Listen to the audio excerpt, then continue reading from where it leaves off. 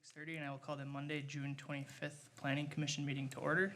Thank you, everyone, for joining us this evening. Our first item on this evening's agenda is approval of the agenda.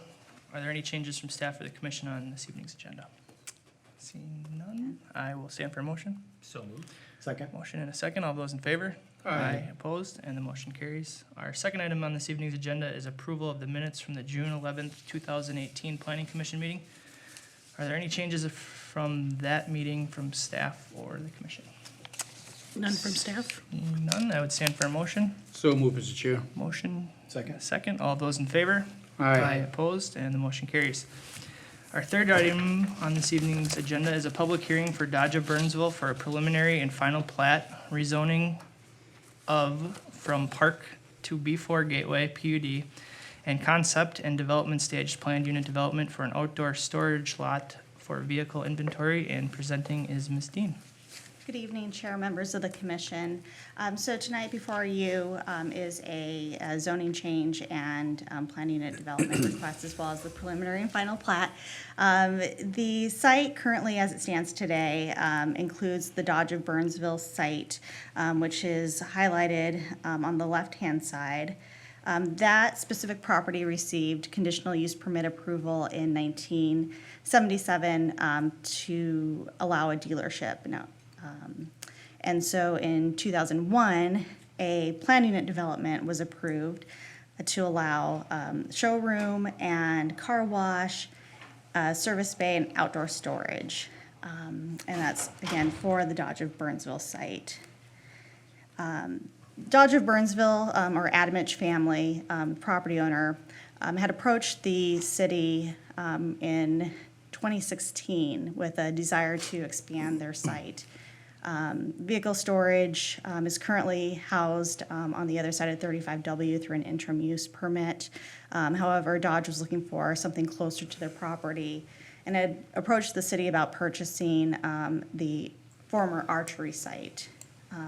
City Council ultimately decided that that would be a good thing, a good partnership, and ultimately sold the property. The EDA sold the property to the Adamich family.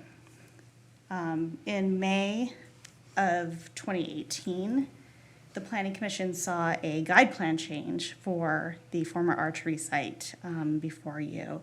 So the archery site's currently guided park, it's zone park, and in order for the two properties to eventually merge together and for the Dodge of Burnsville to expand, a guide plan change from park to business and a zoning change from park to B4 needs to occur in order for that vehicle storage to occur, which is the ultimate request of Dodge of Burnsville.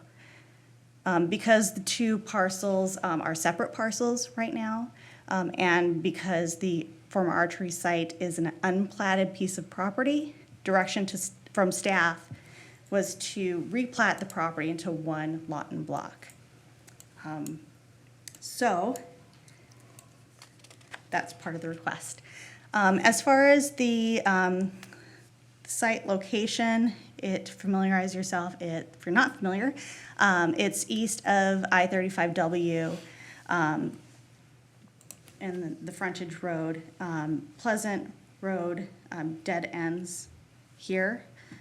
And then it's north of the Union Pacific Railroad, which is located to the south.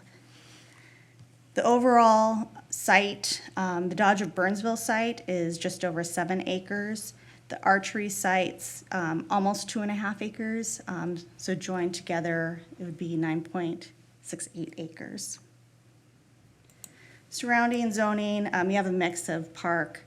The city compost site is located just east of the archery site, which is zone park, guided park. You have a mix of B4 to the north and some outdoor storage type uses to the north. Northern Tool is located just to the south of the property. This plan gives you an overview of the existing conditions. The proposal primarily is in regards to the the former archery site, that eastern parcel. However, because the properties are being joined together to create that one lot and block, we do look at it as a whole as well. So again, the existing building for the Dodge of Burnsville, an existing outbuilding. Vehicle storage is located around the property, and then additional outdoor vehicle storage would be located on the eastern newly created lot. This gives you an overview of the proposed final plat. Again, creating one lot, one block, Dodge of Burnsville addition. The final plat outlines existing easements. As part of the conditions of approval, additional easements are requested to be outlined for a trail and access for a city access to to the compost facility through a driveway on the northern portion of the former archery site. This is the proposed site plan, again, to give you a better feel of the layout. There is the proposed or existing trail. This is a connection to the regional trail system, connects with the Minnesota River Trail System. So that will be retained through the archery site, which is now going to be, if approved, the Dodge of Burnsville property. The vehicle storage is outlined by the chain link, which it's hard to see on your slide up here, but I'll outline it with the arrow. This encompasses the vehicle storage area. The existing and proposed reconstruction of the trail is just to the west. There will be a access point between properties on the western portion of the property, as well as the driveway access to the compost facility on the north. Snow storage is proposed along the perimeter of the facility, or of the new vehicle storage area, as well as biofiltration basins on either side of the trail, providing some green space. There's also a layer of green space just at the edge of the driveway between the access driveway and the vehicle storage area. The proposed fence is proposed at 8 feet tall. It's of chain link, and they are proposing slats to be through the chain link to add screening.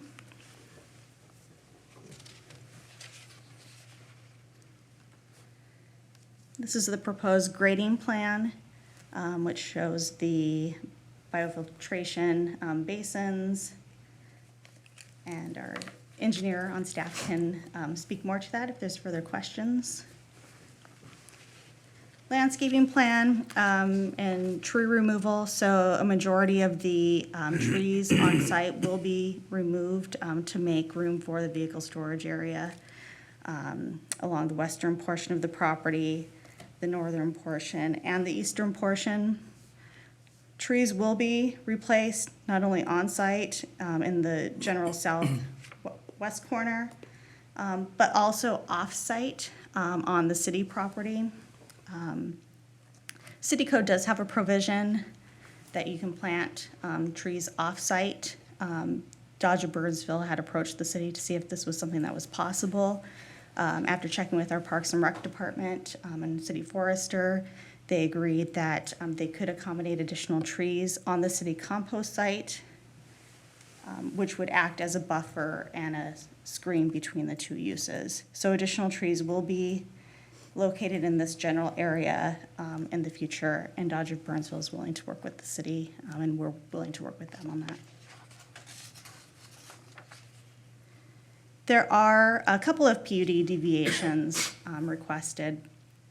So for the vehicle storage area, based off of the new zoning of B4, 25% of that site's required to be green space, which it does meet. The existing Dodge of Burnsville site, it's also B4, so it's required to meet 25%. However, back in 2001, the Dodge of Burnsville site did receive a deviation to code to go to 16.5%. And so staff looked at this and looked at the two sites combined, and the percentage is 18.6% overall.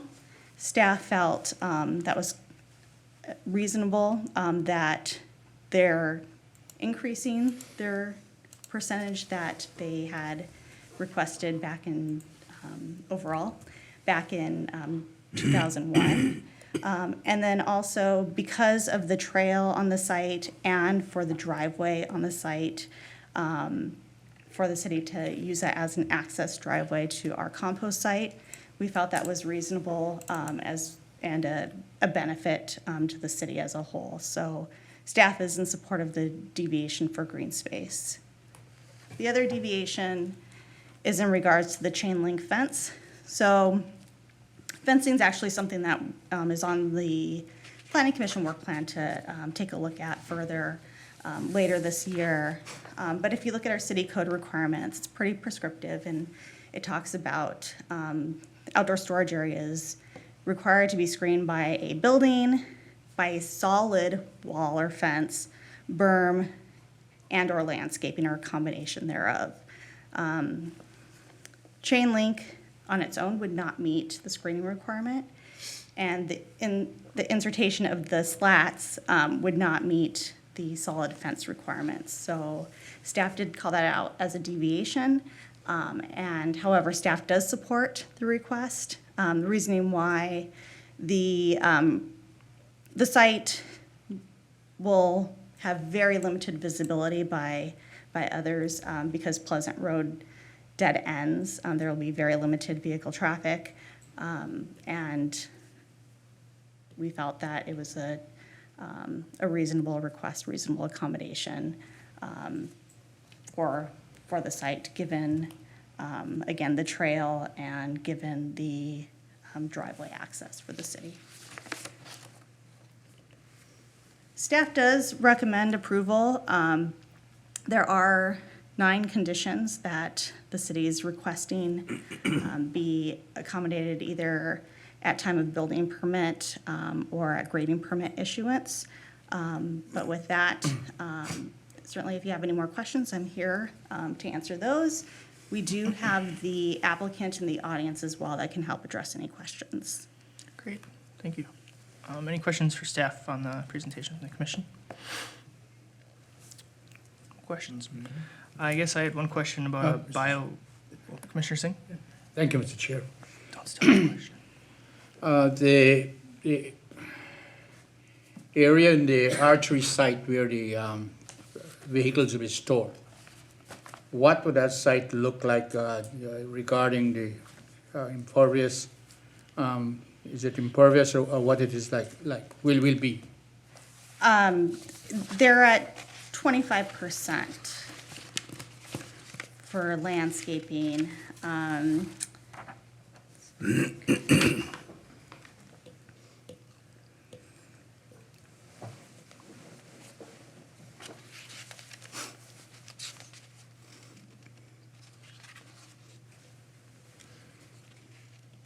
don't think our notes,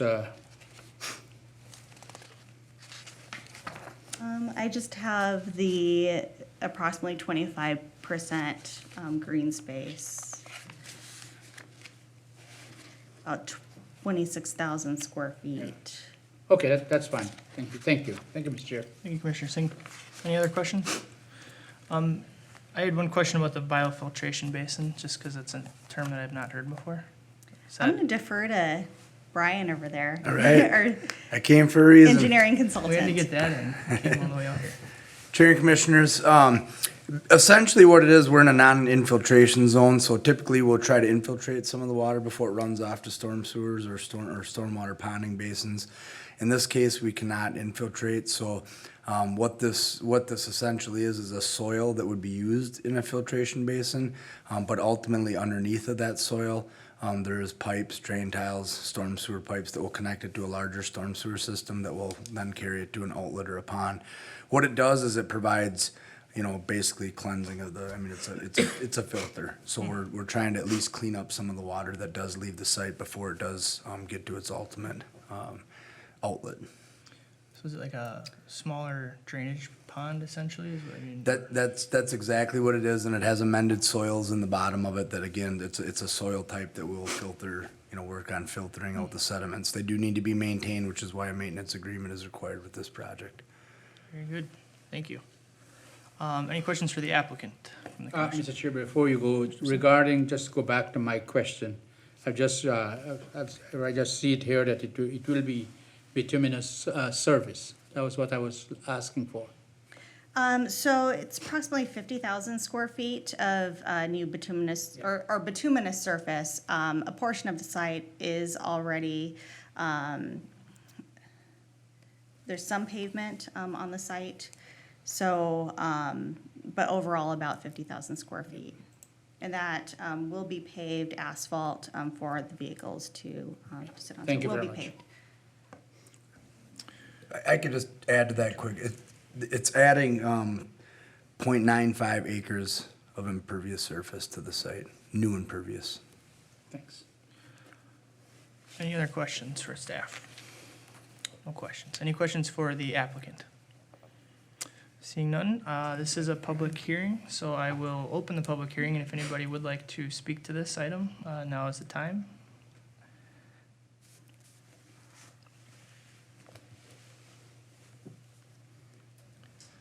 If you could give us your name and address for the John record. Burry, 201 West 121st Street.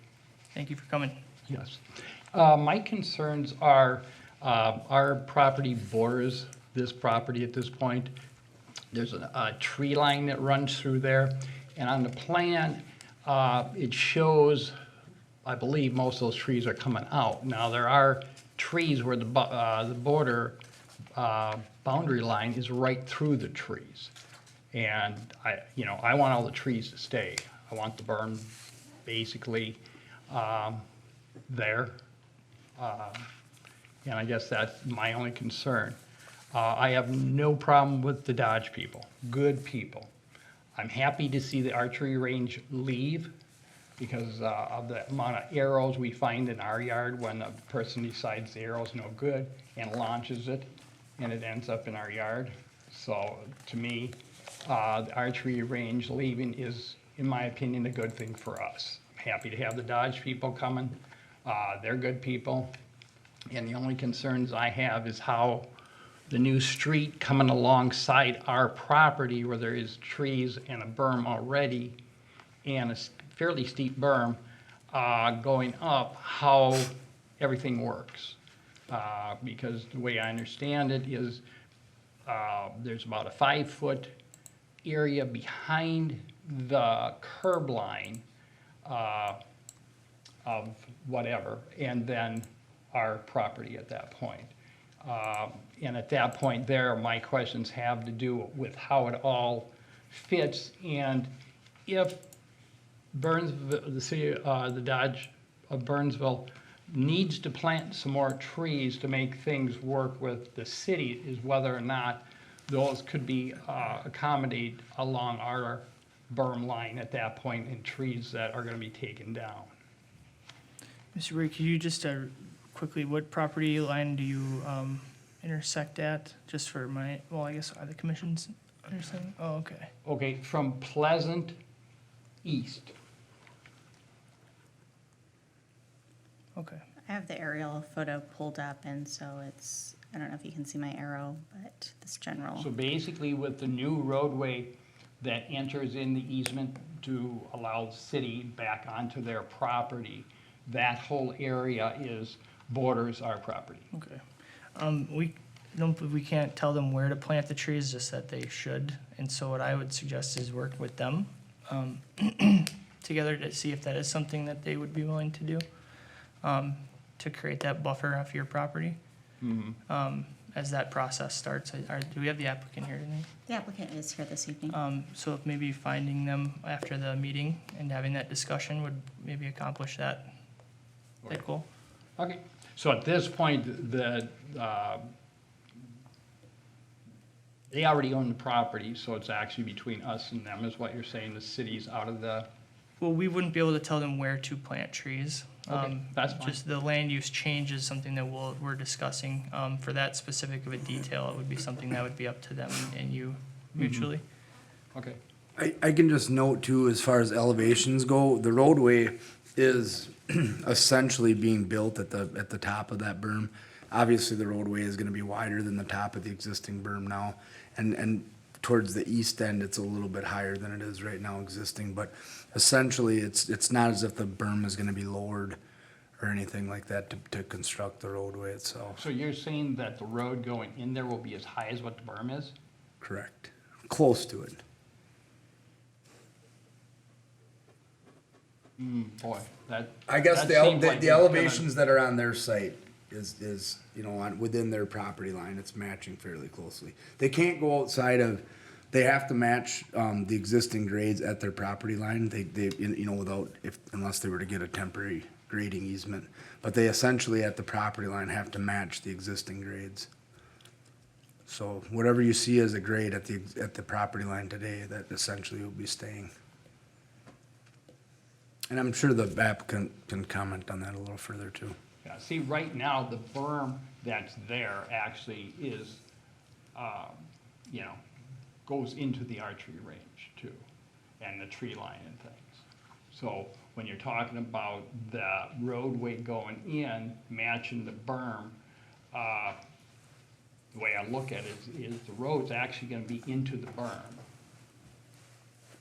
You know what I'm saying? Sure. And I mean, I guess that is partially correct. I don't know if you can bring up the grading plan on, I can see if I can and zoom in a on it bit. maybe. So it's a little bit hard to read, but those, maybe I can come up there and just, Yeah, I see what you're saying.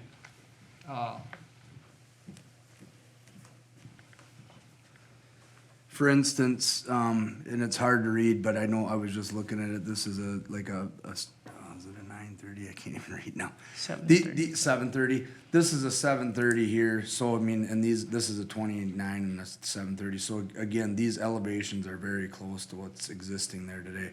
And I believe this is where the berm falls back off into your property. So again, it's essentially being built at the top of kind of what's there today. The top of the ground, not the top of the berm, though. Correct. Is that right, or am I under? Well, I think it is pretty close to the top of the berm, and again, we'll let the applicant, they may have their engineer here that can talk about that, but I think it's pretty close to the top of the berm, the way it sits today. It's about 2 feet lower. Okay. Why don't should we have the applicant come up and we can, did you have any other questions beyond that, Mr. Berry? Or Well, that was the main thing, just trying to figure out, obviously, right now, the berm acts as a natural barrier for our property, so we don't have to worry about motorcycles or whatever coming into the property here. So I'm just trying to figure out whether or not most of that berm and all the trees are gonna be gone, which would virtually allow people to come down that street and try to meander their way onto the property. Could you give us your name and address for the record? Yep, my name's Nicholas Adam, 11599 Avery Drive. I'm a civil engineer with Radar and Associates for the applicant. Yeah, so the proposed roadway is about 2 feet lower than the top of berm along the property line. I think the road's about 5 to 6 feet away, so coming down at a 3-to-1 slope. If we're matching at the property line, brings it about, I think it was 2 feet, 1.5 to 2 feet lower than your berm. And I believe there was 4 trees that were being removed that were on the applicant's property, but were really close to the property line, like you said. The ones that were just on your side of the property line were being kept. Okay, so if they come across with the curbing or something, then how close will they be to the trees and things? I mean, is that, It's about 6 feet away from your tree, 7 feet away, I think, roughly. and then what happens with the trees in the middle? Not sure what you mean by of that. of the boundaries, The ones that are, in the middle between your property and ours. Where the tree sits here. well, if they're on our property, they're being removed. If they're on your property, they're staying. I'm saying they're in halfway. Here's our Here's the tree. tree removal plan. I'm not sure exactly where the trunk sits in relation to your property line exactly on some of the trees. I just go off what the There's a surveyor's big shots tree, I are. think, where there's a big tree where the property line is through the middle of it. Okay. So that was, And I'm not sure what the exact ruling for a city or when you have a tree on a property line, if it's more on one property or the other, or who decides whether it gets removed. I don't have an answer to that. Ask Regina. It's a good it's a good question. I see what you're saying. I don't have an answer for that, though. Chair Workman, that's something that the two parties would have to work out civilly and come to an agreement. Who should remove the tree, Sure, who can remove the tree, but the city doesn't get involved. yeah. Whether it's grading on their site or tree removal, that's something that they'll have to work out privately. Yep. The illustration that's up here right now shows the majority of the trees, here's the property line. right. So the majority of the trees are well within the property line. There is, it looks like one tree here that, on the drawing, looks like it's right on the property line. There's a couple farther to the west down, Yeah, and there's a couple further down here. right through there, yep, And 2 or 3. again, I don't know, I mean, if something could be worked out to where more trees are planted along the slope, that would maybe be something that would work out. Yeah, I'm not trying to rain on their parade. Like I say, I'm good with them. They're good people. I just thought that at this point here, these are just concerns that if that area is gonna be opened up, I guess I'd like to know about it, so at least if I have to put up a fence, that I can do that without concerns of, somebody being able to get onto our property, that right now that berm and those trees Yep. prevent from happening. And there will be curb and gutter on that road too, a 2-foot, a 2-foot rise, so it's not like they're just driving off the side of a road onto there. So there is some protection to your property with the road. Having Because curb of and the gutter. Curb and gutter? They'll drive right over that. Okay. And I would say let's continue this conversation unless Sure. there's something that we can control. Okay. Thank you. Thank you guys very much. Was there anybody else that would like to speak to this? Seeing none, I will close the public hearing and I will turn it back over to the commission for any more discussion, questions, or a motion on this application. Commissioners?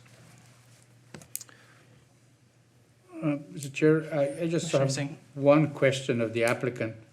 There are 9 conditions listed by staff and the recommendation to us here. Are you okay with the 9 conditions? Yes. Okay. And that's okay. Okay. Thank you. That was a good segue to a motion. Mr. Chair, Commissioner Walter? unless one of the outgoing commissioners would like to be on the minute.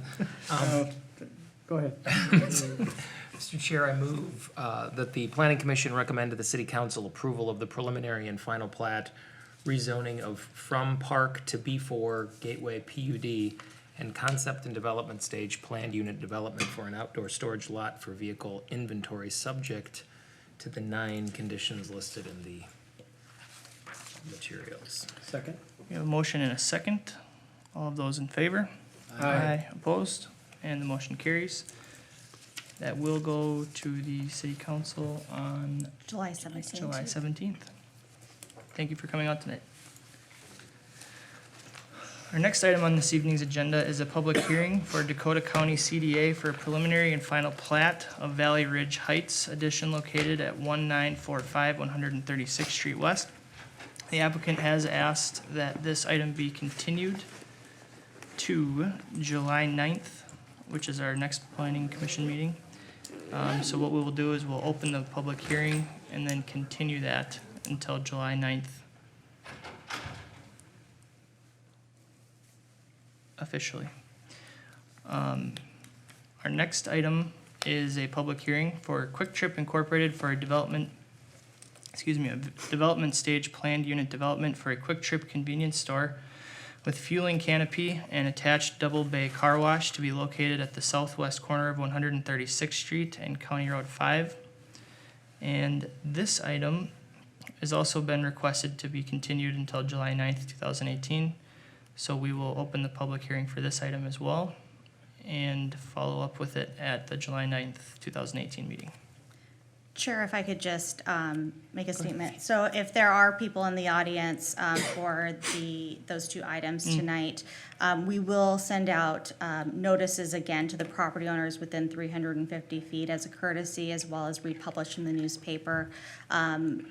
The week prior, Wednesday or Thursday prior to the Planning Commission meeting, we will have the staff report available on our city website, as well as the agenda for that and plans for that, those two items. Certainly, if there's any questions from anybody who attended tonight, they can certainly reach out to me, Regina Dean. I'm on the public notice information handout. Okay. And we did open the public hearing, so if anybody does want to speak to this evening, I believe we can take public testimony. Seeing none, we will move on to our next item, number 6, which is a discussion. Land use, economic competitiveness study, and administrative approvals for CUP and PUD modifications. Presenting this item is Ms. Garros, who is going to make her way over to the podium.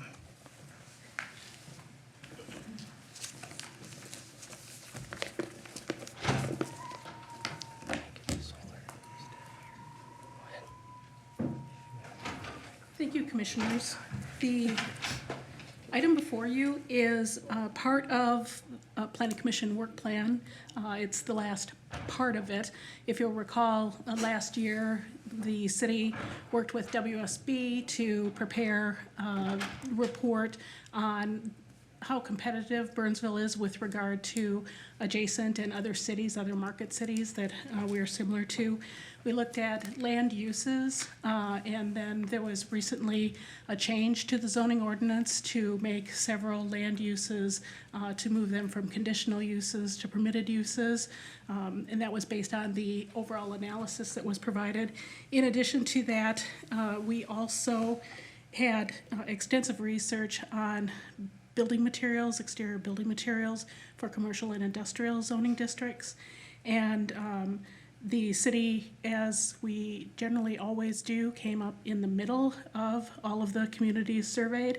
Burnsville is not usually on the top or very bottom. We're usually right in the middle for those materials. And again, we amended the zoning ordinance to incorporate additional building materials and increase, for example, the amount of metal material from whatever percentage it was, I think up to 50% or higher. And those changes were made. Then at the time we did those reviews, there was a discussion that was provided. One of the items that the city council had requested is for the planning commission to also take a look at, are there ways that, additional ways that we can administratively or have staff approve certain applications or parts of applications rather than bringing them through the formal PUD or CUP amendment process. And it's with that part that we're really looking at this evening. There was a discussion on this on March 26th, and initially WSB had proposed a 50% increase in the building cube as kind of something that to shoot for staff being able to review that. The current ordinance limits that to staff can review and approve an addition up to 10% of the cube of the building. So that is where we were at. I need to write this down. Thank you. And at that meeting, the Planning Commission requested that additional information be provided to for your review and analysis. So we did that. We went through and took a look at all of the various projects that have been approved between 2015 and 2017. And what we did then is to put together a chart that's provided in your packet and that I can go over with you. But basically, we identified what the projects were, and we did not use all of the projects. We didn't use rezonings and variances and those types of things. We used conditional use permits, planned unit developments, to give you an idea of a comparison chart. And then also, we provided you with the various approved plans and then photographic or images from Google or something of that sort. So you could see kind of what was proposed and then what actually exists. In addition to that, of the applications, I believe there were 34, and for the most part, the applications, I identified different deviations, if you will. So we tried to highlight those on the chart. They're the ones that are indicated with red text. And those include not only a PUD deviation, but that includes also the items where we can, for example, approve a taller building, for example, if you apply for a CUP or PUD. So all of those are just listed in red to try to make things a little bit more simple. We also provided additional information on two specific applications, those being India Palace and WSB, and kind of an analysis of what had occurred with those. I will state that India Palace is a very unique example, not at all typical of what Planning Commission and City usually deal with. There were a number of approvals there, a number of things that the applicant did, the consultant did. Went back to City Council. City Council held public hearings. They didn't go to Planning Commission, and then Council ultimately made some approvals. And we believe what ultimately is constructed out there does have approvals through the City Council, but it was a long and very awkward and difficult process for all involved, including the Commission. For the WSB project, what it appears is that the color elevations that were presented with the plan were off. What I don't know is that sometimes we will print out those color elevations and plans on the city computers. Sometimes they provide all of the information to us. So I don't know if it was theirs that they provided or ours, but they do appear to be off. They didn't intend to match or meet the existing material standards on the southerly part of the addition, and then to do a darker brick on the northerly part of the addition. So that information is all included. The next thing that we did to try to make things a little bit more simple and try to consolidate all of this various information for you is we did a project deviations chart. And I'm going to try to get to that quickly. I can go over each and every one of these with you if you would like, but I'm assuming you may not like. So, what we did is just basically took the criteria and identified those at the top. And then the list of case files that are affected are down the left-hand side. The yellow ones are ones that have actually been under construction or completed. The ones that are white have not started construction yet. And then we just tried to give you an idea of the number of times these various deviations occurred within the applications, as I said, for the years that we looked at. And then on the very far right, under the other category, are deviations or changes that really didn't neatly fit into the other categories, so we just listed those out for you. The percentage of the cube addition involved is in the second column, so you can see it really ranges from less than 1% to, I believe the highest is 81%. So that there are a number of different ranges, criteria there. The largest set of deviations, if you will, is 11 of the cases included some type of change in use. And then the next largest is a change in exterior materials. One thing about this analysis is that we did just change uses and exterior materials late last year. So some of these applications may well meet or not meet the current code because the code's changed basically since the applications were approved. So we just wanted you to note that. Meaning that today, hopefully there will be less exterior materials deviations needed because of the materials changes, that type of thing. So with that, this is really, it's a planning commission work plan item. And we tried to provide to you the information that was requested from your last meeting so that you could do some further analysis. And we are requesting the planning commission to provide some guidance as to if you want to modify the ordinance to allow staff to have more ability to make certain minor changes to CUPs and PUDs. You don't have to. You can say, we like the way that things are going now, we'll just leave it as is. There are a number of different options that you can look at as well. Sorry, I have to go through these. 74. There were a lot of them. Okay, we're getting there. Some of the things that had been discussed, you had discussed the possibility of allowing up to 30% increases in the footprint. That may help a couple of the previous applications. They may have had other deviations. Generally, there's more than one deviation that's needed per application. But that was something that was discussed. We had, from a staff perspective, discussed some other options of perhaps picking a date. It could be as close as 2018 or as far back as you want. But a lot of the older PUDs and CUPs really relate to specific, like exterior materials or specific uses that are identified as part of the application. And we do run into those issues quite often when an applicant comes in and wants to do something to a building that was constructed in the late 60s, early 70s. So you could look at allowing staff to approve renovations as long as the upgraded materials meet the current ordinance.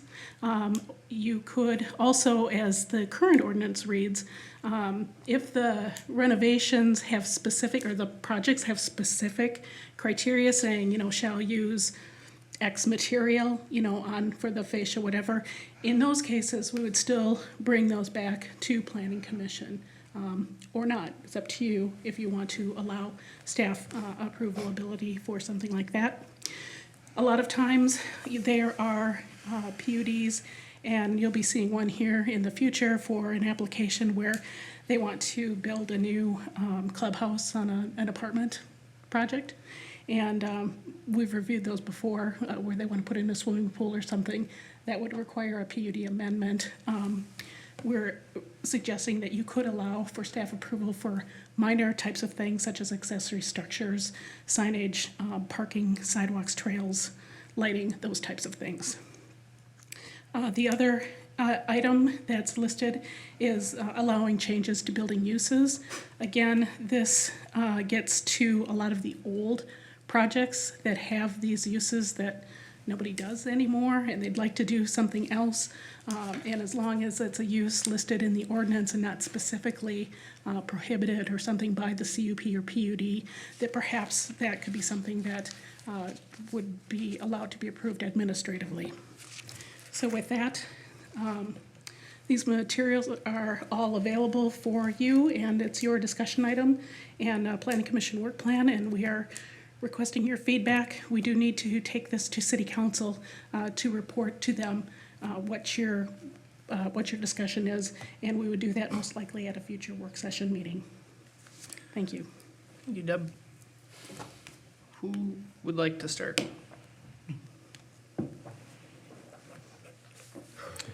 Deb, so just so we're going down the right path right out of the gate, you want us to get, we've started towards the top of our background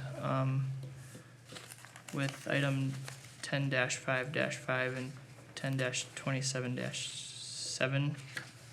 We need to just narrow down a couple additional items, or can you just, I guess, set us off? Well, the council would like to see us be more friendly and to do something administratively. The one thing that was proposed by the WSB study was upgrading that percentage change in the cube. So we brought that back, and they had suggested 50%, and it's like, well, that's really high. Then we looked at, well, maybe if it's 30% or less, we'd feel comfortable with that. We'd really like to get some information on what is out there and what's happened to be able to make that decision. So if, number one, you think that an increase, allowing staff to do more than a 10% review and give approval for that, that would be one thing. If you don't think it should be changed, you can state that. We also included a couple of other areas where, as staff, when we're reviewing mostly these older projects, we see this stuff all the time that seems like really you'd have to come in for a sign ordinance change that meets the current ordinance. That seems a little ridiculous. Or they used a wood exterior, and now they want to use metal and something else. Do we really need to bring that in for a PUD amendment? So we suggested a couple of ideas from a staff perspective that may make things a little bit easier for some applications. Like we said, you're looking at planned unit developments for the most part. Burnsville has used them extensively, and a lot of times there are multiple deviations that are needed. I think in the ones that are a little less complex, there may be opportunity where staff could do some things, and the planning commission would feel comfortable with that. It's really up to the commission as to what you would like to see, and then recommend to the city council.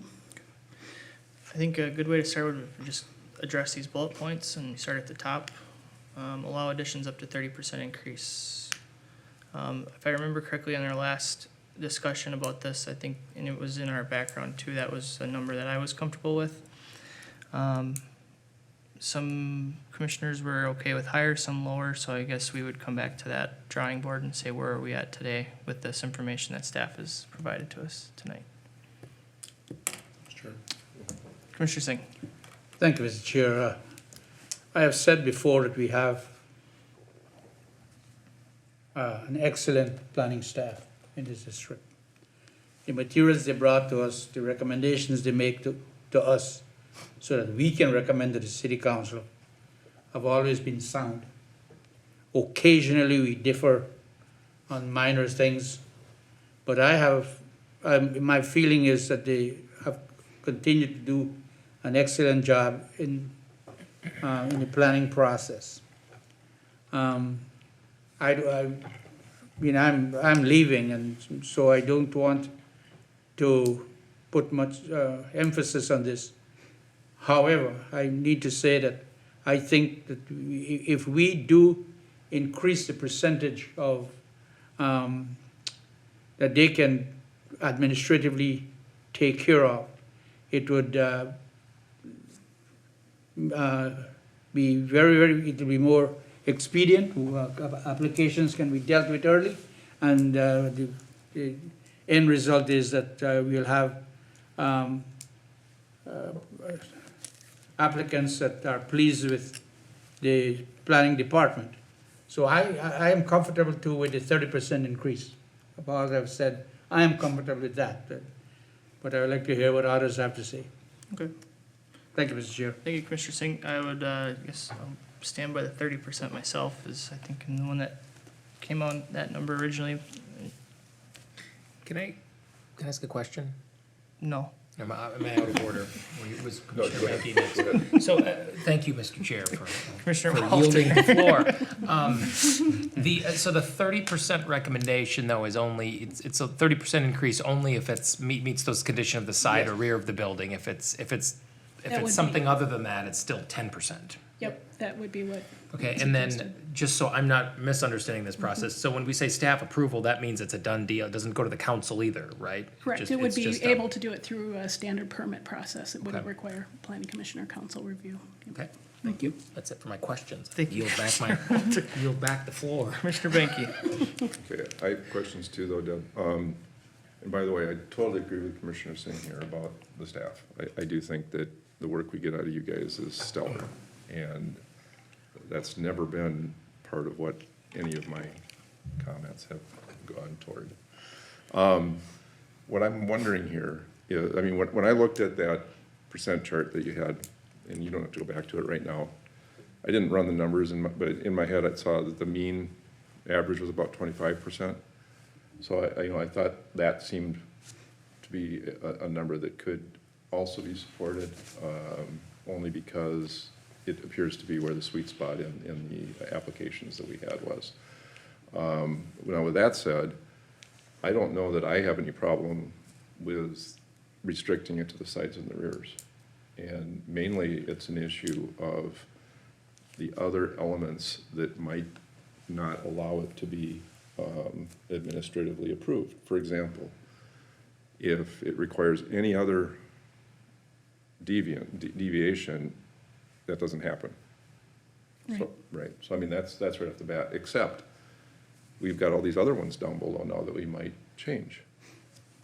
So if we allow changes in lighting, landscaping as administratively approved, we might have the ability to then, all of a sudden, you've got a lot of other changes that are now allowed, and there is no deviation, so now our 30% or 25% cube limit, it's not as simple as that, because we're piling several things on in terms of possible changes here. So I just wanted to make that point.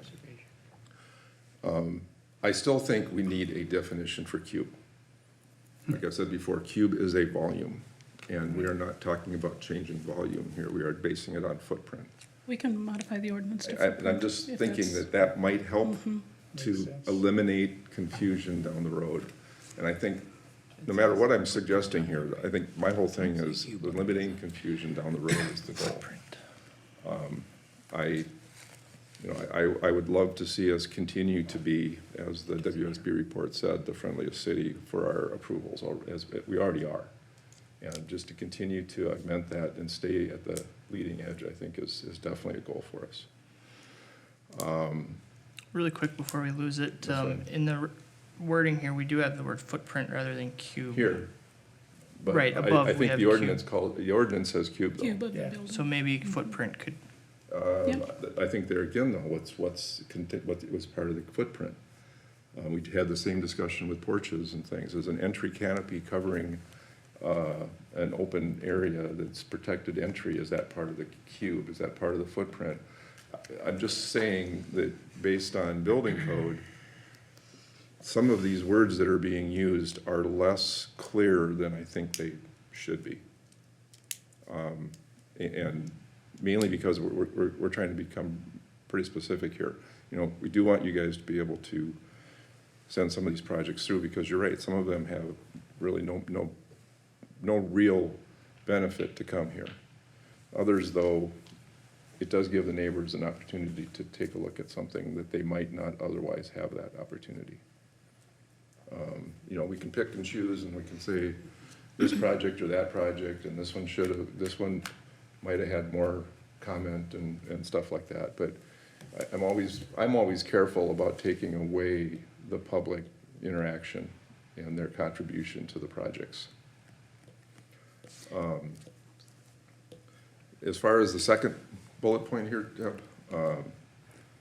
like you said, a lot of the buildings that might have these CUPs that could otherwise be approved under today's ordinances, some of those buildings might have restricted materials that they were built out of. I'm thinking of, double T precast. I'm thinking of, stuff that isn't really allowed anymore.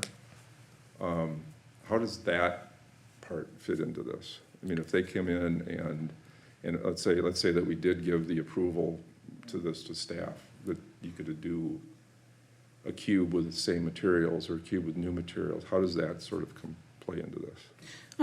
First of all, I just wanted to advise for commissioners, staff, we didn't mean that all of these needed to be adopted. Oh, right. You can, Right, pick and choose. Those are just some things Right. we've noted over the years that have happened. But in the case, Commissioner Banky, that you had just described, what we would look at is the individual, either PUD or CUP documents, and find out if there was something specific indicated in that about the materials.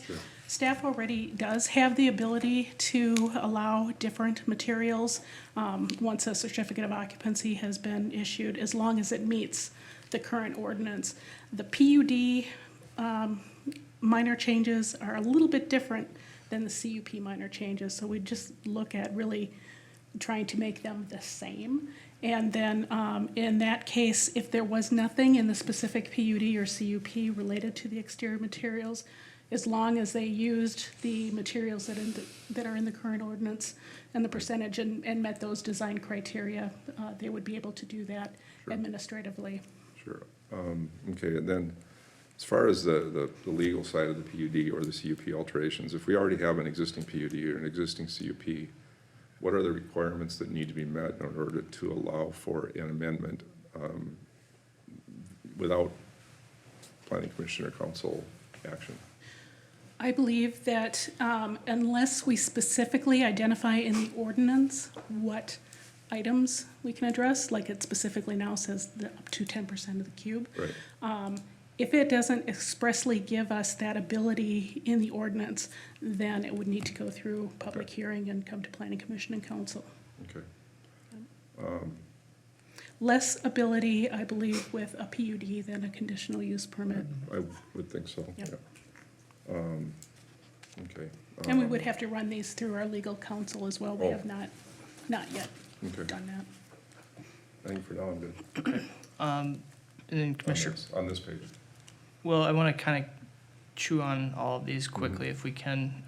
Commissioner Bradrick, Yeah, could I, oh, yeah, I was, first of all, I'd like to say thanks for a lot of work. I guess, first of all, I want to caution, there's a lot of great information here, and I also want to caution future commissioners when they ask staff for stuff, the amount of time it takes to pull stuff together. So, I did spend a fair amount of time with this, and, first of all, the charts were very helpful for me. Kind of a time of my time on the planning commission. And then the background on India Palace / Nutmeg, as you said, very unique. I was around during all of that, and I certainly don't want to make any policy changes based on that particular that would be a bad example. And the WSB example, I appreciate the background there. That also, I think, was just, as you explained, kind of a nuance from some printing. As the background stated, I was in support of a bigger number. As you looked at your chart about the percentages of increases, I believe it's important that we do give staff the ability to be, we've done the work up front, commissioners, in a lot of these areas, and I would be supportive of all 4 of these points.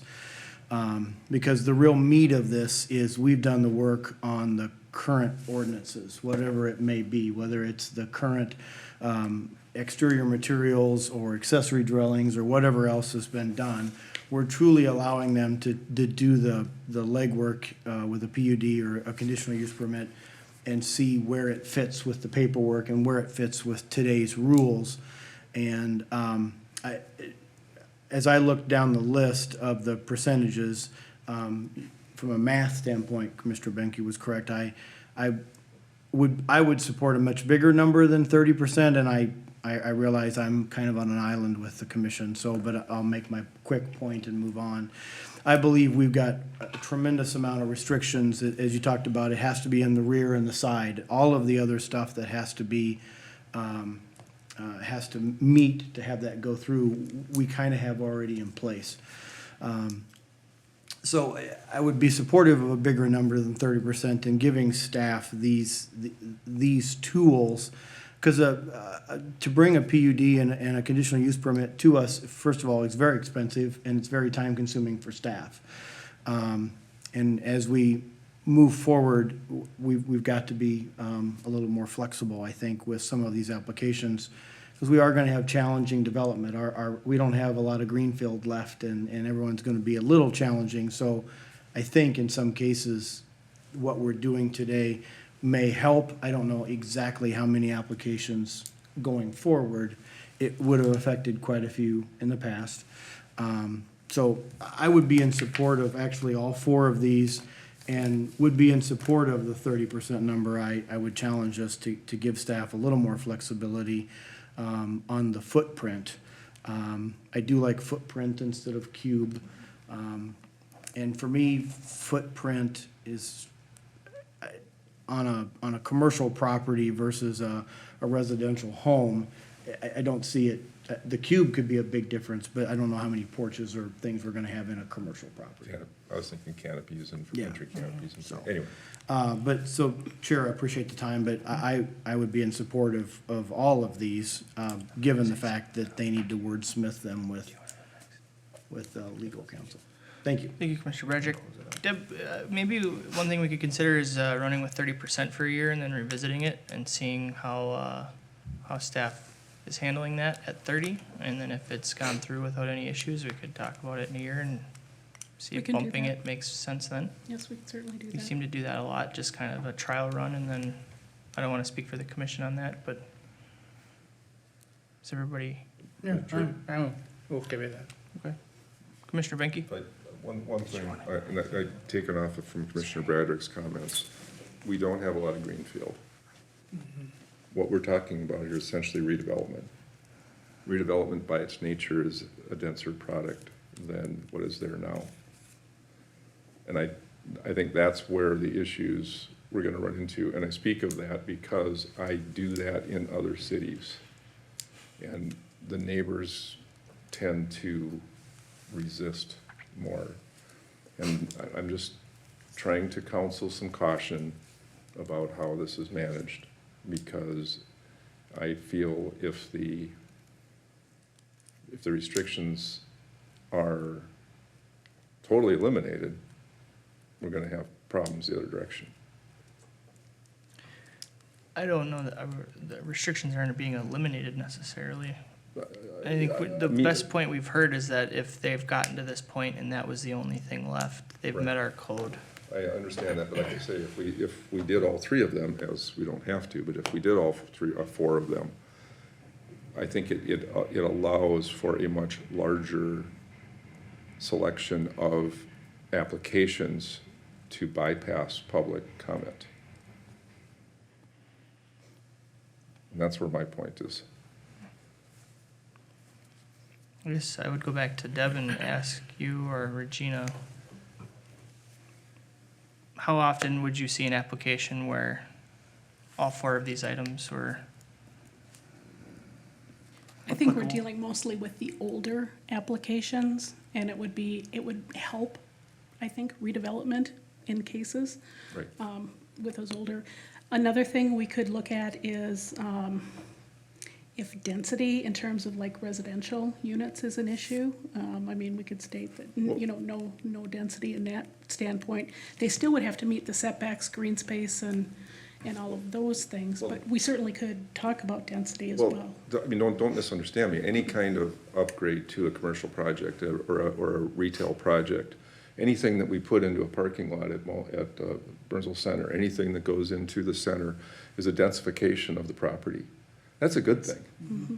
We're using up the parking lots that we don't need. We're creating more retail in an area that is our core. I mean, those are all good things. I'm not trying to suggest that that's not a direction we should go.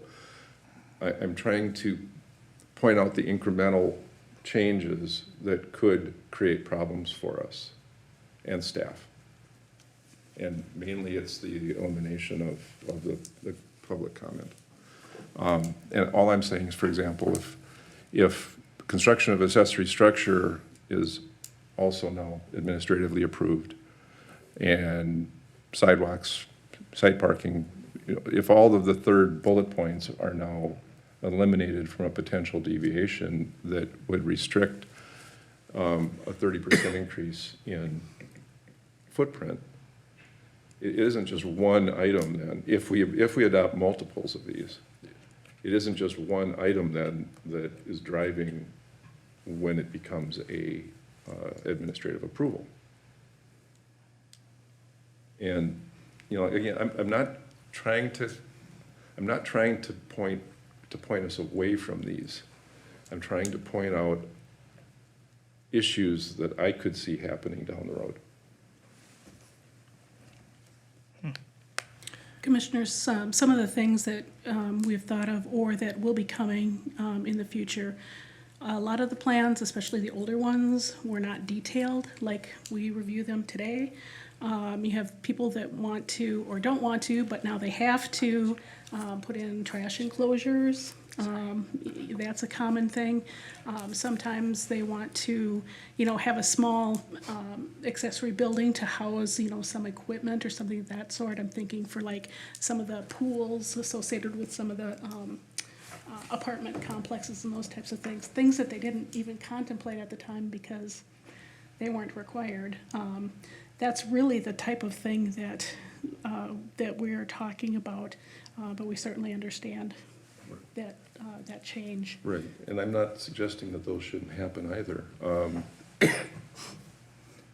I think maybe my point, I think, needs to be more along the lines of let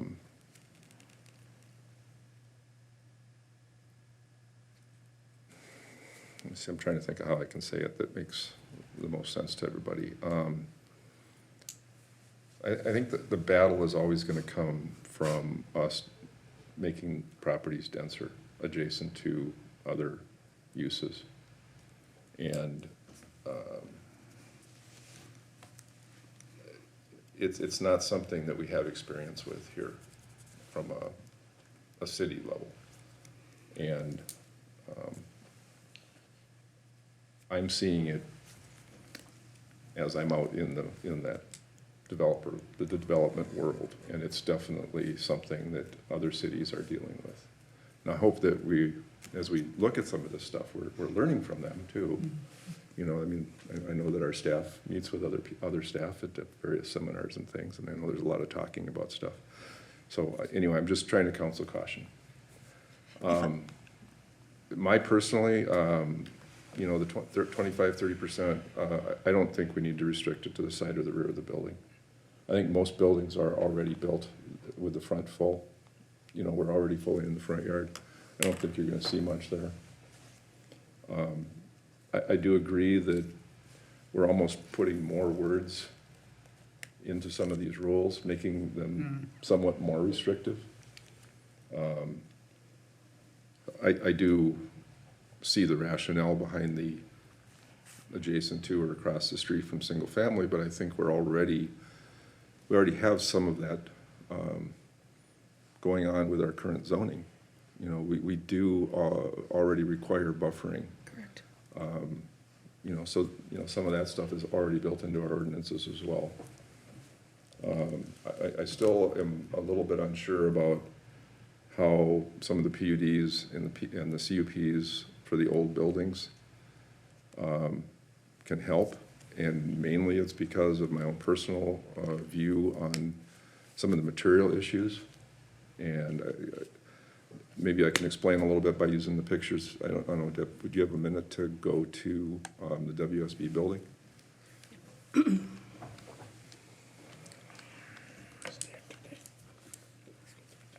When These are were there different ones?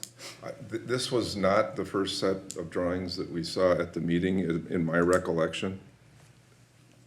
These are more complete than what I remember seeing. I could be wrong. It could have been that image in the upper right, for example. The issue of the grays versus the browns, that doesn't bother me because they're telling us that they're matching the original brick. The part of this, in my point of view, as a designer, was that by adding on to a building with a different form than what was there, which was the existing building has got the beveled corners and all that kind of stuff. from an architectural standpoint, when they brought in a building that was 90-degree corners, it's a different shape. And a common method of incorporating them architecturally is to treat the building, treat the entire addition differently. And what I understood, and I could have been wrong, at the presentation was that the entire addition was going to be the black brick.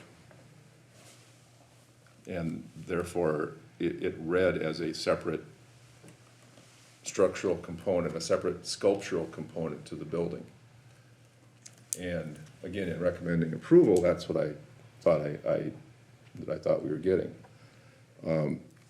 What happened here to me, from a critical design eye, is a little bit of a dilution of that. The other part I think Deb just brought up, you know, we are seeing concept plans and approving them. And concepts change as the plans develop.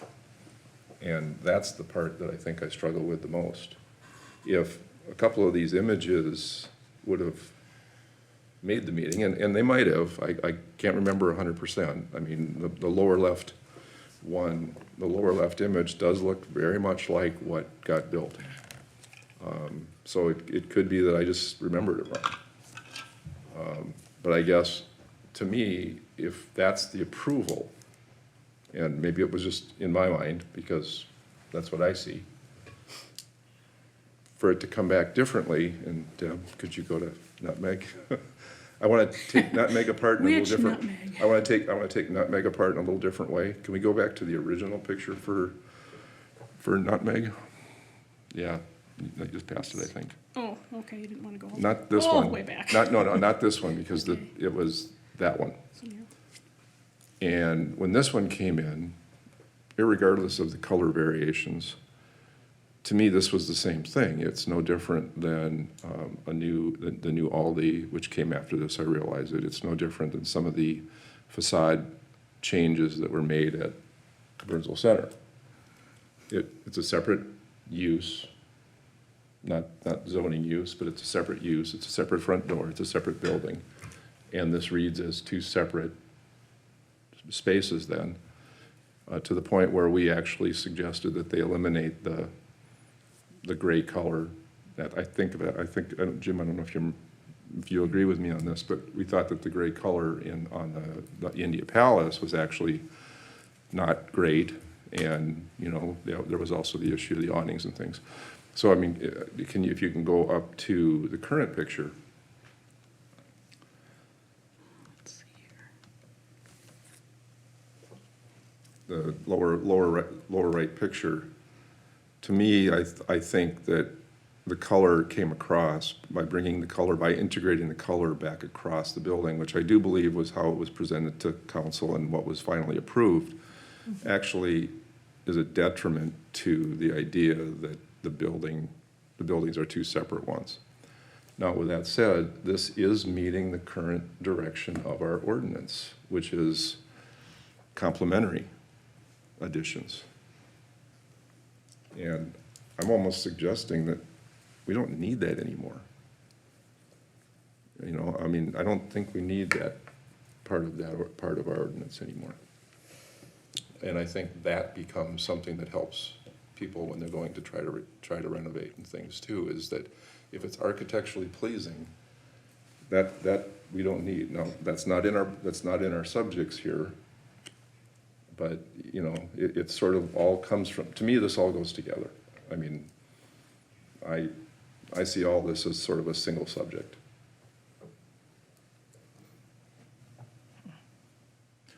So, and to wrap my piece of this up, Deb, if you could go back to the 4 points. Oops. I'm inclined to agree with Commissioner Bradrick. I don't think there are reasons for us to not implement most of what's in these. I just think some of this needs a little refining. Okay. We had a consensus at the 30% mark. And to bring it back, Mr. Chair, And to bring it back in a year to review it. Commissioner Benke I'll go to 30. mentioned not limiting it to just the side and the rear, to just eliminating that completely as well, in addition. I would be in support of I'm that. not offended by that. So, And Chair, to Commissioner Benke's point of, I'm sorry. The public comment, we do have the line in the first item where if it's adjacent to an R1, it's not going to be administratively approved. It has to come in so the public. Right. And That's we right. did have an odd example this evening where we had someone speak of another commercial property, but that is, I don't remember that happening ever in the past. I'm sure it's happened, and I've slept and eaten since it happened, and I've forgotten it, but, It happened in Costco. Costco was across from residential. Yep. Yeah. Yes. So the line of leaving the information in there about the residential family homes, I think addresses Commissioner Benke's point about the public being able to comment on new use in a commercial area that's adjacent to a residential area. And I certainly don't ever want to take that away from, but if it's a commercial use and it is surrounded by anything but R1, I think this fits. and I'm gonna give it to Commissioner Walter here in a second, because he's been very patient, but before I Trying to do, go through the chair before I comment, but I just wanted to quick clarify while we're talking about that. Would the co-op then be underneath the guy, would the co-op have fallen under this as being adjacent to the residential, as it being across the street from, on McAndrews? Even though we've got a Yes. major Yeah, the road adjacent separating. zoning is still R1. Okay, so then that would have still given the neighborhood an opportunity to speak to it. Yes. Commissioner Walter? thank you, Mr. Chair.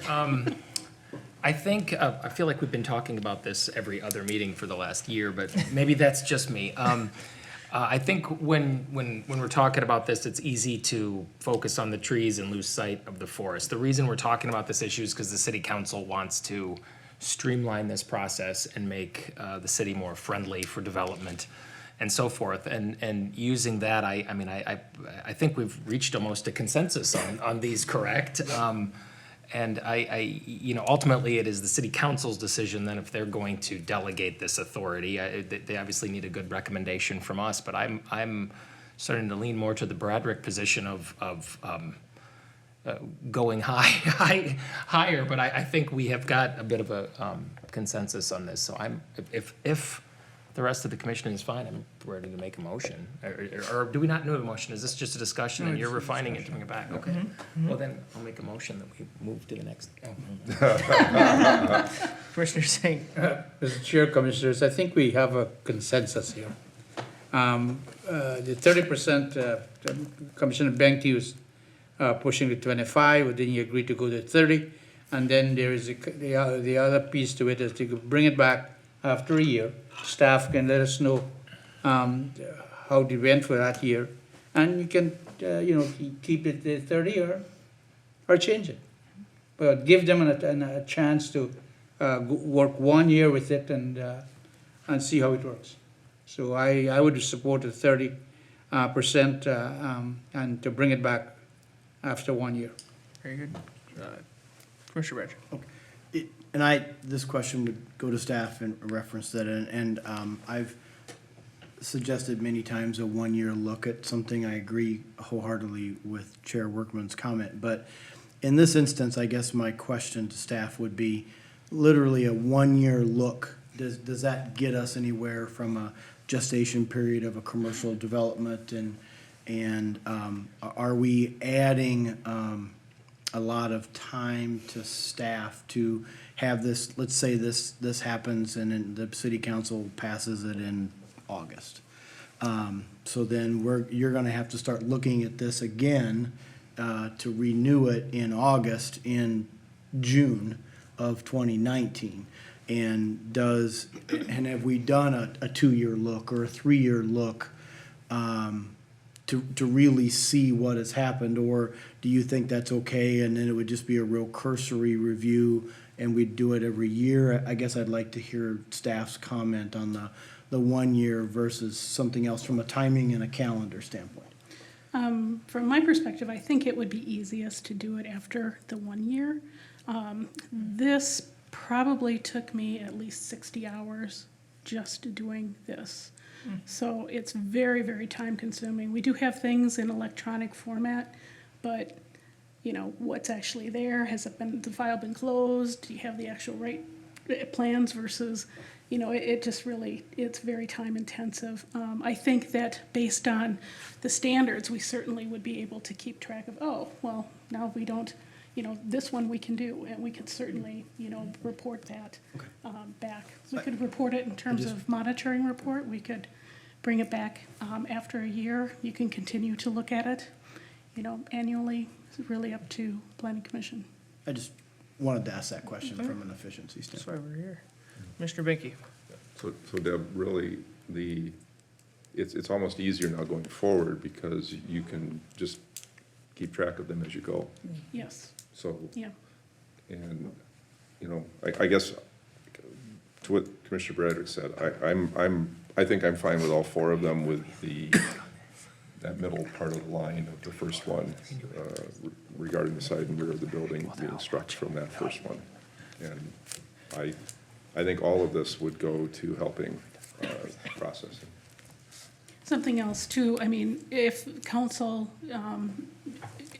is okay with this, they would give this a direction, then we would draft an ordinance, and Planning Commission would certainly Right. see that, and Right. that's when we can really look at, you know, making wording changes or Sure. definitions and things. And we'll be sure to get it here, well, all during Commissioner Walter's term. Several times. I hope all of our new commissioners are watching tonight. Okay, well, if there's no further discussion, I think that was very fruitful, and we did a good job, guys. That would transition us into our next discussion item, which is a continued item of our 2018 Planning Commission Work Plan, solar ordinance review. We've spent a lot of time on this as well. I think we're gonna have similar results. As for the Effective decision making. Fraction of the time. Thank you, Commissioners. We have reviewed this on a couple of occasions. In March, we did have presentations from Brian Ross, who's with the Great Plains Institute. He is really, when it comes to advising cities what to do and communities, he is kind of the go-to person. He helped us years ago when we were putting together our first sustainability plan, and he's very knowledgeable, and also is responsible for writing ordinances and things. So I think that he was a very good resource for you. And then we had Brian Allen speak, who was a consultant for All Energy Solar, and they are actually one of the prime consultants that do business in Burnsville, and these solar, adding solar arrays to residential and commercial. And then we also had an individual, David Kuchar, who is a resident who has gone through the CUP process that the ordinance currently allows, because basically his roof style doesn't allow a straightforward way to address the one issue that there seems to be with, which is the panels need to meet the proportion and, if I can even remember now, the proportion and, Shape and proportion. thank you, shape and proportion. It's been too long for me as well. I know. I was concentrating on the other one. Okay, all right. So what the Planning Commission requested was information on permits, you know, the number of permits that we've issued since the ordinance was provided. So we did provide a chart for you on that. We've had 14 applications since the ordinance was adopted in March of 2016. 2 conditional use permits. One was Mr. Kuchar's that we just talked about, and then we had just one very recently for a solar display on a house that staff, or the Development Review Committee, and that's what I'm referring to when I say staff, it's our Development Review Committee, did not feel met that section of the ordinance. And then of the 14 permits, 9 were issued for single-family residential, the others were for commercial. Generally, we've not had any issues with commercial because they can locate the panels on top of the building far enough in so you don't even see them. They've gone through very easily. And then we provided ordinance comparison chart for you, and you can tell by that chart that Burnsville, we definitely have the most aesthetic standards. That's not saying that we're bad or good or positive, negative. What that is reflective of is that's what was important at the time the ordinance was developed. So that's why it was included. Aesthetics was a very big concern of Planning Commission and Council at that time. Then, in addition to that, what we've provided too are pictures to Planning Commission and the images that have been submitted for Development Review Committee review for various permits and different types of installations, some of which the DRC felt did not meet the ordinance and some that did. So that information has all been provided to you. And the request is basically to continue your discussion and to provide staff with direction as to how you would like to proceed with the ordinance. This is an annual review of the solar ordinance and continuation of your March 26th discussion. I'll stand for questions. And I have all, That of stuff. them too. And we do have some things, Commissioner Benke had provided some photographs and some information. We provided the handout to all the commissioners ahead of time. There's also a video that we can present too that really talks about where the status of some of these solar installations are at in terms of different technologies. Should we lead with that then, Deb? Can do No. that? I don't need to, I know I provided it, excuse me, Chair. I know I provided it, but I think for right now, I think there's other parts of the discussion that probably are more the subject. Okay. Well, if nobody wants, well, who would like to start this time? Why don't I, since I opened my mouth Okay. already? Would you like the photographs up, Steve, that you sent? Yeah, why don't we put up just a couple of them? Oh, not those, I'm sorry. Oh, not those two that, No, I was sort of gonna lead into those, I guess. If you wanted to go back to a couple of the applications, the residential applications. Matter of fact, that most recent one, not the one more back. Oh, I'm sorry, you were there. You changed it while I was, okay. When I saw this one and I read that the DRC didn't pass it, I mean, I understand why. I think my biggest thing is that you never see a house from this angle. And anytime you're trying to get a balanced view by looking at this angle of the house, it doesn't matter. You could have more on one side, more on the other, as long as you can't see across the ridge of the garage or whatever that part of the house that's coming at us is, So, I'm thinking from my own standpoint that what staff is talking about here with modifying or eliminating the shape and proportion standard. I think that there are other aspects of aesthetics that might become more important here, the way that the industry is going. It seems to me that some of the installations are very visible because of even just colors of the frames. And I know that there's at least one city in here that suggests that dark frames and dark panels actually probably is more of an aesthetic consideration than any kind of balance that you're trying to achieve with the number of panels and lack of efficiency that drives from that. The very fact that the triangular panels don't appear to be available anymore suggests that that is a piece of this puzzle that we probably should lose, again, from my standpoint. I think the other parts that I was trying to show with the handout, which is the same product that's in the video, which is why I suggested we didn't need it, is that clearly there are some products out there that have zero aesthetic negatives to them because they don't look like panels. or just part of the roof. I think the other, I had that other website image too, Deb, I don't know if that one was available. The one with the animated Oh, GIF in it. let's see here.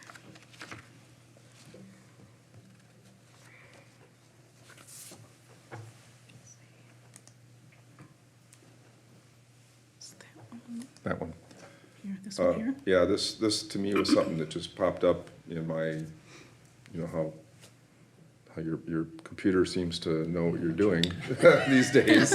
Targeted ad. And it is. It's actually provided by a company that provides CAD systems, but basically it shows that there does seem to be some direction these days to try to incorporate the panels in a more aesthetically pleasing situation.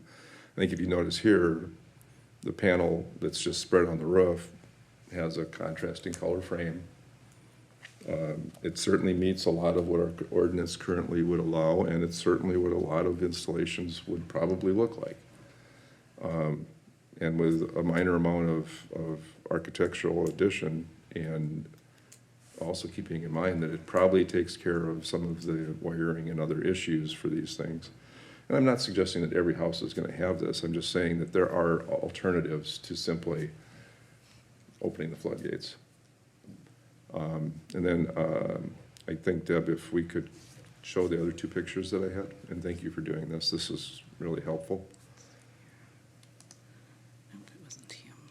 Yeah, they're back in the, I think I put them, I think you put them at the back of the now I'm in trouble. PowerPoint. I knew how to get there, and then now I don't. It's the PP at the bottom. Oh, There there we you go. Okay.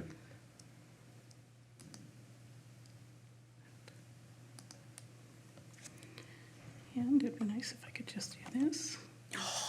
There you got them. Woohoo! You know, This quite is the honestly, residential yeah, one. quite honestly, this is what we're trying to avoid, obviously. Yeah, it's a little hard to see, but there is a panel mounted on the roof. And if you, you know. Our ordinance definitely. It doesn't allow that, right, right. But, you know, for dramatic effect, I needed to show that. It still happens. And then if you wanted to show them the other one, I thought this, and I don't know if you can blow that up at all. Believe it or not, that's a parking garage in Brooklyn Park. And that entire face that looks maybe a little bit like an office building is all panels. And it's it's actually, as you drive by, it's quite a nice looking structure, yet technically it doesn't meet our ordinance.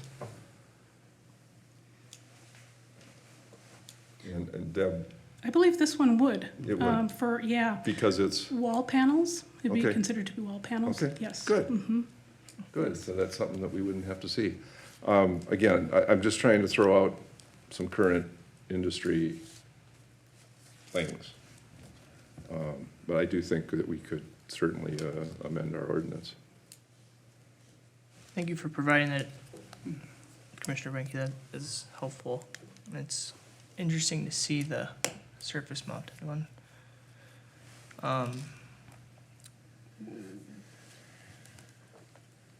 We have a list of 5 possible planning considerations. We're gonna look at this the same way we just looked at the administrative approval process. Do we wanna go through each of these, or what is Commissioner Walters' thought process on this? Yeah, that's a good question. Mr. Chair, thank you. I think this is I had a whole different list that I was looking at. There were more of the options. That's the same one I'm looking at. The one at the end of our background, the planning considerations. Deb, I guess these are, well, ours have a little bit more weight to them. The adopt buffering standards similar to Woodbury. Go ahead. Mr. Chair, I would, I think the one that sticks out to me, just because that's the one that we've most directly dealt with, is the shape and proportion standard. And I have to say, I'm not averse to deleting that entirely. Could, That's number 4 on the option list. Oh, there it is. We all just went through the comp plan process, and if you remember, every chapter had something about climate change and sustainability and all of that. And this is, as Commissioner Benke has shown us, I mean, this is an area that's evolving so significantly that I think we need to make sure that we have an ordinance that gives apt flexibility to accommodate those changes so that we're not dragging every applicant in here for this. But Deb, again, the information that you shared with us showed that there are a lot that are actually going through Yes. through the process, the approval process without coming here. So that was very helpful. I appreciate that information. But I'm going to stay very general because I don't know how to go much more detailed. I would support loosening these significantly, this ordinance. Thank you. Commissioner Roderick? Deb, could you, Ms. Garros, I'm sorry, Yes. could you, Oh, gosh. number 4 completely eliminates it. Help me with your thoughts on number 3, which removes it, but adds provisions describing preferred or, what?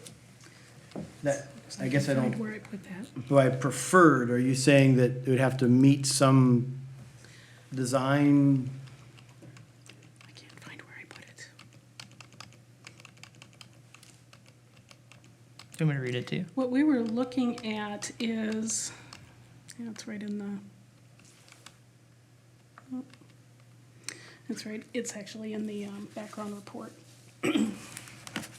One of the things that we considered as a possible option would be, you could consider removing the shape and proportion standard, and you could add provisions that are more of a, this is the objective we're trying to accomplish, and that's what that statement is below.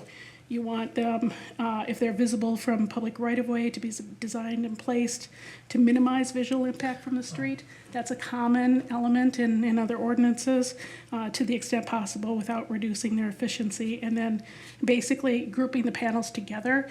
They will have some difficulty because in our northern climate, we've got various vents and stacks, so it's not so easy all the time to have them grouped, but when possible, that would be one of the things we would be looking at.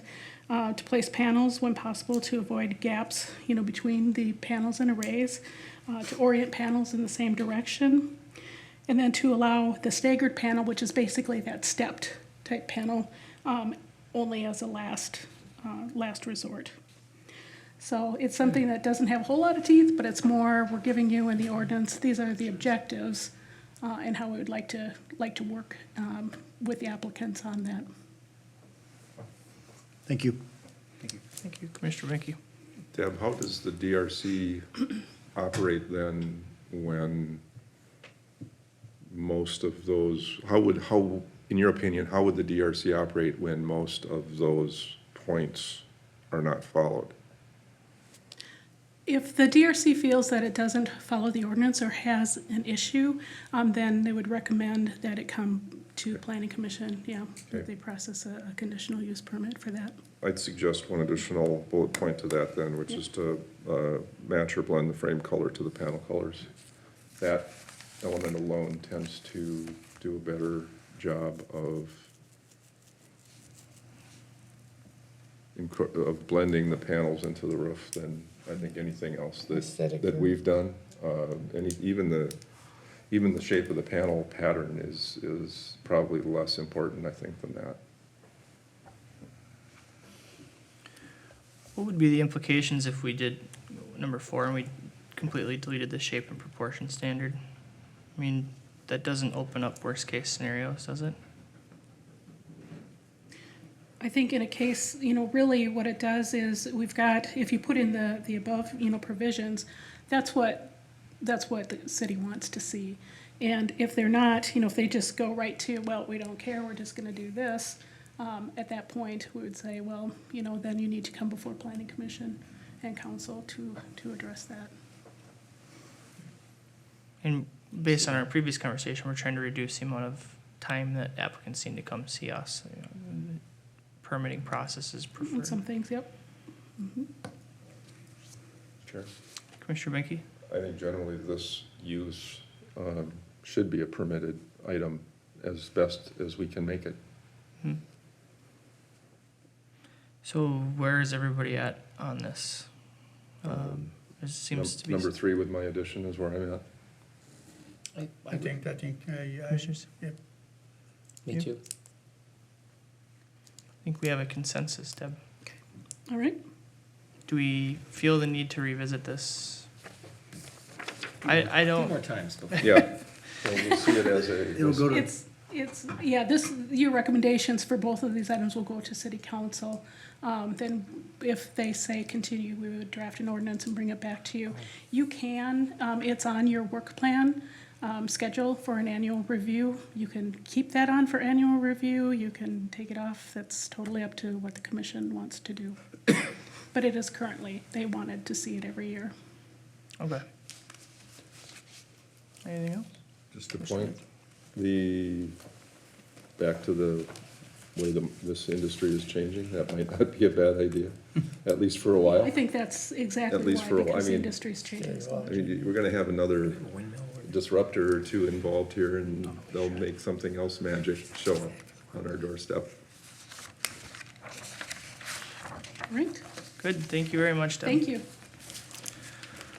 All right, that brings us to our final item of the evening, and we can get our tissues, because we are going to be saying goodbye to Commissioner Singh and Commissioner Bradrick tonight. I don't have a prepared statement or anything like that, but I would like to thank both of you for being a mentor to me for the last 3 years. When I came in here for the first time, I was very nervous, and both of you helped alleviate that. So I really appreciate your willingness to accept me up here. I think I've had 2 kids since I've known both of you. So, so thank you both very much. And I know Commissioner Walter wanted to say something too. Thank you, Mr. Chair. Yeah, I just want to echo Commissioner Workman's comments. I'm surprisingly the youngest, well, I mean, not youngest, but the youngest in tenure of this commission, and I agree. I've learned a lot from both of you. Commissioner Singh, I know from you, I've noticed that you are kind of the heart of the commission. When the people come in and we get the public comments, you're always the one that kind of circles around to make sure that we as a commission are listening, and I think that's one of our important responsibilities. And Commissioner Bradrick, you were chair when I started, and you kind of took me under your wing and told me the expectations to go visit those projects that we're reviewing, and so forth. That was very good, and I appreciate that guidance and the leadership that you provided there as well. So we're going to miss you, gentlemen. So thank you for your service and your leadership. Sure. Commissioner Benke. I've watched the meetings for quite a while. I've definitely learned a lot from both of these 2 gentlemen. Commissioner Bradrick took over as chair shortly after I came on the commission, and quite honestly, I was amazed at his ability to manage the meeting. And that's a skill that I hope to learn by osmosis, but now I can't anymore because he's not going to be here. Commissioner Singh has offered wisdom and compassion, and it's been a pleasure to sit next to him for the bulk of my tenure here as well. Both of you gentlemen, I think, are a blessing on the city, and I am truly sad to see you both go. Thank you.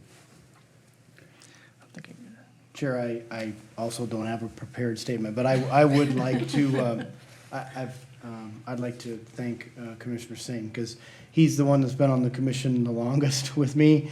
And he's quite honestly the reason why I originally applied to be on the planning commission. I would watch commission meetings prior to being on there, and I felt there were some people at the time that weren't necessarily doing what I felt was a good job, and Commissioner Singh was kind of the guy that I emulated, that I thought if I'm gonna be on the commission, I wanna I want to have the impact that he has. So I wanted to take the time to thank him for his guidance over the years, both prior to me being on the planning commission and while I've been on the commission. So, thank you. Thank you.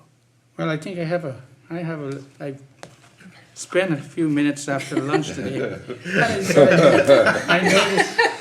I know this time will come, and sometimes I get emotional and I'm not able to express my feelings as I would like to. So I just jotted down some things, Mr. Chair, Commissioners. It has been an honor and a privilege to serve as a commissioner for the City of Burnsville Planning Commission for about 9 years. First, I must thank Mayor Couts and the City Council members for the confidence they place in me and to allow me to serve for so long. The ride was delightful and one I enjoyed every moment of it. I gave my time and experience so that our city can be one of the best places to live, to work, to own a business, and to shop. Working together with planning commissioners past and present, we have made a positive difference in this great city. I've said it before and I will repeat again. We have the best planning staff of any city in Minnesota. Thank you guys for putting up with me for this time.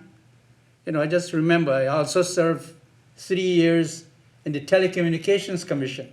I served as chair, treasurer, and secretary in those 3 years. So, thank you for putting up with me over these years. I volunteered my time, but I learned so much about city management and local government in Minnesota. It was fun. I just want to give a shout out to the guys in the room next door, the technology guys, the telecom guys, who make us look good and put us on the air and on TV.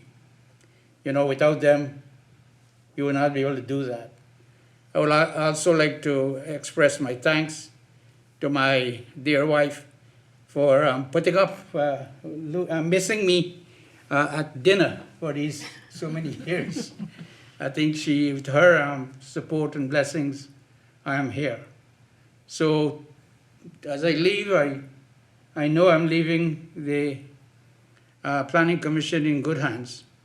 I'm very honored to hear you guys say that you've learned from me.